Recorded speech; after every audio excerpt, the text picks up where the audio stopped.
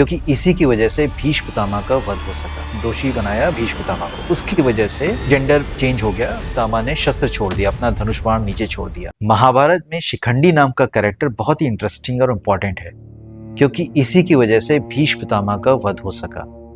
शिखंडी पिछले जन्म में राजा काशीराज के यहाँ सबसे बड़ी पुत्री अंबा थी। तो एक बार भीष्म पितामह ने अंबा और उसकी बहनों को किडनैप कर लिया, लेकिन अंबा ने राजा शाल नरेश को अपना पति मान रखा था। तो भीष्म को जब यह बात पता चली तो अंबा को छोड़ दिया, लेकिन शाल नरेश ने अंबा को अपनाने से इनकार कर दिया। तो अपनी इस दुर्दशा का कारण अंबा ने दोषी बनाया भीष्म पितामह को और प्रतिशोध लेने का प्रण ले लिया। फिर अंबा ने भगवान शिव की बहुत कठोर तपस्या करी और आशीर्वाद के फलस्वरूप शिव जी से ये आशीर्वाद लिया कि अगले जन्म में भीष्म पितामह की मृत्यु का कारण अंबा ही बनेगी।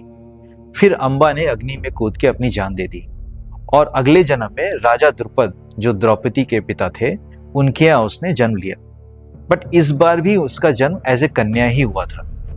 तो फिर एक यक्ष था स्थूलकर्ण, उसकी कृपा की वजह से शिखंडी को जेंडर चेंज हो गया, उसको पुरुषत्व मिल गया।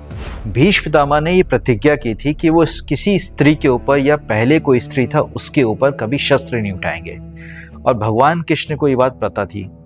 तो जब कुरुक्षेत्र में महाभारत का युद्ध स्टार्ट हुआ तो श्री कृष्ण ने अर्जुन को बोला कि शिखंडी को आगे कर दो और फिर शस्त्र चलाओ, फिर बाण चलाओ।